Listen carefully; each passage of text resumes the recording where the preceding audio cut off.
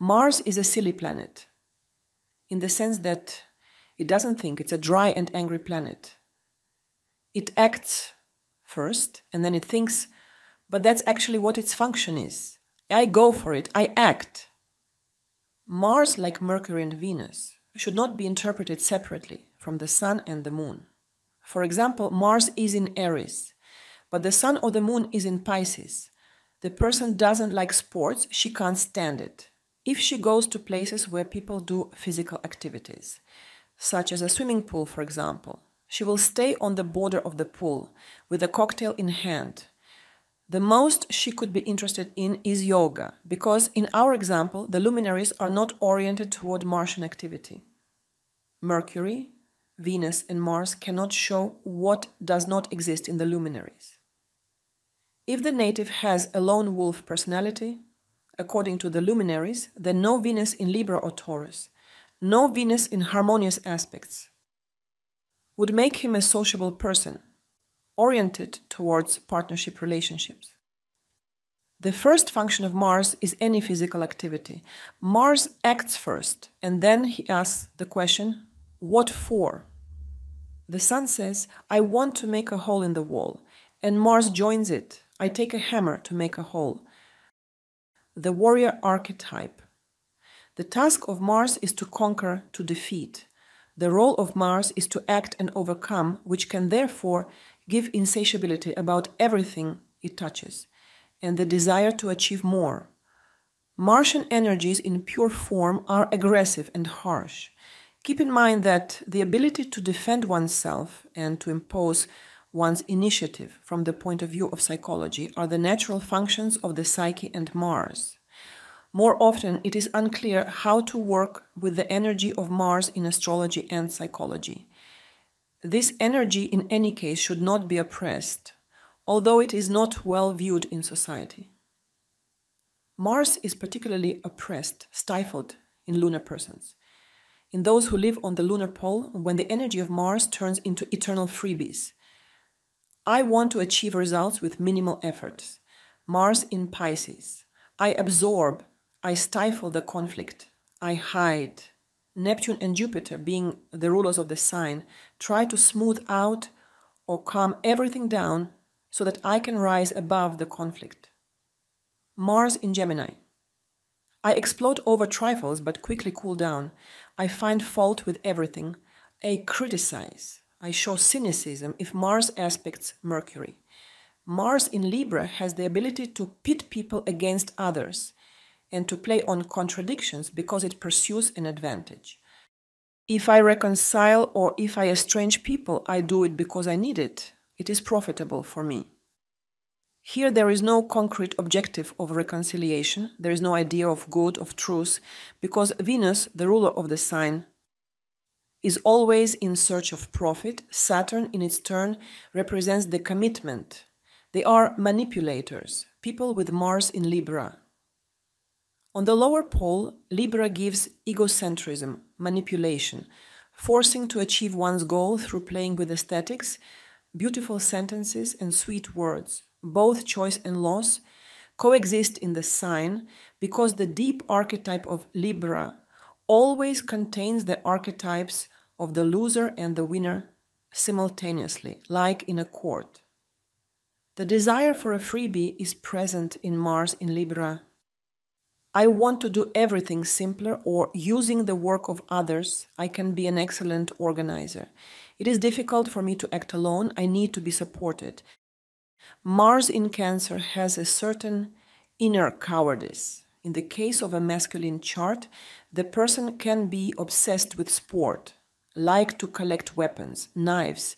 She will seek security to compensate for cowardice. In reality, Mars in Cancer can have both a lot of initiative and little, depending on how the native uses its energy. If I have had enough sleep, if I am in a good mood, and no one is yelling at me, I will be very effective in my actions. The best self-defense of Mars in Cancer is attack, theatrical, artificial brutality. But when I need to solve serious life problems, I take a step back.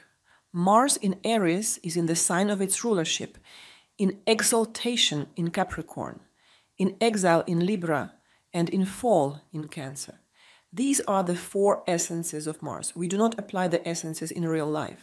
Aggressiveness. It is believed that Mars justifies the aggressive temper of a native. Mars personifies the concentration of anger and aggressiveness, but it is not aggressiveness in itself. The latter is found in the lower pole of the moon. Aggression and irritability are the problems of the afflicted luminaries, the afflicted moon. Aggressiveness goes under Pluto too in the chart. Mars denotes my motivation and emotions such as passion, lust, and anger. The lower pole of the moon results in aggressiveness. Mars is more about stress, motivation, and inspiration. Conflicts can be cold or silent. We say the Cold War, right? I want to destroy everything. I am angry. It is the afflicted moon or Pluto. The Mars archetype is the warrior who must control himself. When he is on the battlefield, he expresses the theme of rage, emotion, inspiration, passion, and insatiability of the result. The moon severely afflicted, and especially by Pluto, is the pure aggressor and provocateur. Mars will express its anger righteously and directly, while the afflicted moon loves to provoke because the lower pole of the moon is the non-acceptance of the world using boycott or cruelty, which manifests itself through the lack of flexibility. It can be also an attempt to force the situation and impose one's own scenario. The unafflicted, harmonious moon exudes adaptation to the environment and flexibility. How is the aggressiveness of Mars? I'm losing my temper for a specific reason. And that of the moon? My aggression is unfounded. I don't know. And I don't understand why I feel tension. It's psychological aggression. Above all, Mars, I got carried away. By sports, I got too excited by the game, by sex, the moon. I am in a mode of permanent aggression. If you put a little pressure on me, I will explode. Man is first and foremost concerned with the satisfaction of his primary instincts. Mars will show us how he can implement instinctive protection of his personality against the outside world. Man is obliged to defend himself against the world around him, and it is the position of Mars in the sign of the Zodiac of his birth chart that will show us how he will do this. Up to a very high level of spiritual development, man perceives his environment as hostile.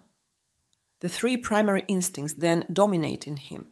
The sexual instinct, the one of procreation, the instinct of protection of one's integrity, the instinct of survival, and the instinct of self-affirmation in a herd, in society for a human.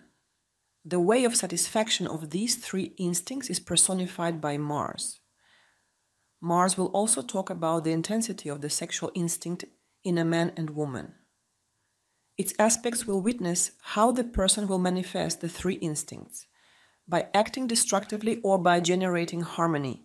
The tendency to communicate is linked to the herd instinct, and Mars will show this, revealing to us how the individual behaves in his family, at work, or in any group, harmoniously, or trying to submit others to his will.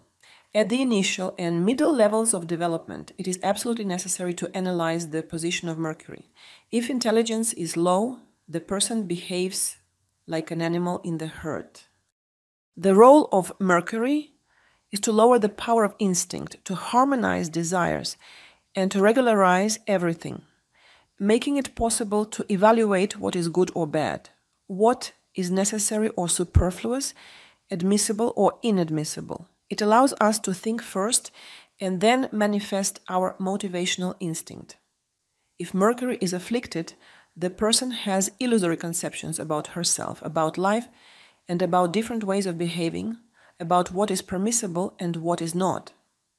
With Mercury afflicted by Neptune, the person is likely to suffer from neurosis or mental distortions. The energy of Mars and the satisfaction of the instincts then become very destructive because the supreme energy of Mercury is missing, making the rationalization impossible.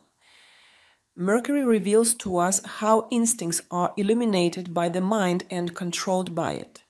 Only a strong Mercury makes a man, allowing him to exist harmoniously.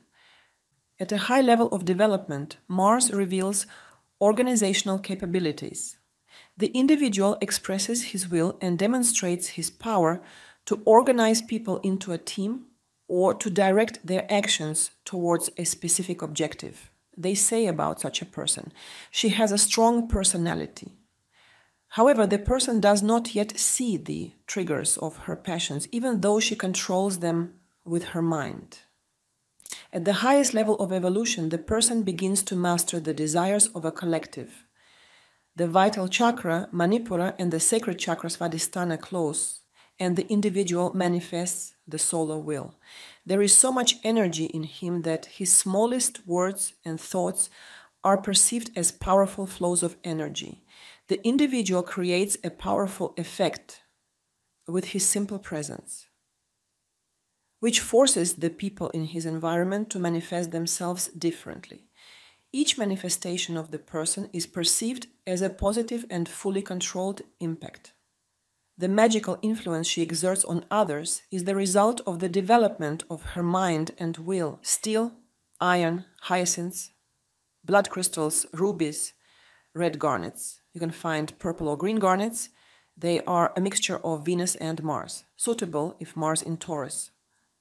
Scarlet, crimson, red color, anything cutting, piercing, sharp, the fire of candles, of a forge, of furnace, a horse, a wolf, a bear. Conflicts, controversial situations, competition, struggle, sport. But if we want to know whether this subject will genuinely interest the person, we have to look at the luminaries. Mars is charges, the muscles of the body. It will show what kind of sport will suit the person. The luminaries in Capricorn, Mars in Sagittarius. The native will be oriented towards an entrepreneurial activity, so he will use the energy of Mars for fighting competition in business, for the achievement of professional objectives, and not for sports activities. Voice, volume, because the voice is the spear in my hands that I use to conquer the world. Mars does not guarantee that the voice will be beautiful. It can be strong and powerful. The central archetype of Mars embodies singing and eloquence. Mercury describes what I want to express, while Mars will define the impact my voice will have on others. Mars conjunction Venus. I can charm with my voice. In the human body and in terms of health, it's the face. Because it is the ascendant, house 1 is part of the channel of Mars, Aries. Equal to my charisma energy, the first impression, Mercury in Scorpio. I am not going to calm down until I have understood everything. Until I have not gotten to the bottom of things, I experience a stupor. In a relaxed mode, I understand nothing at all. I live in sights in situations of tension.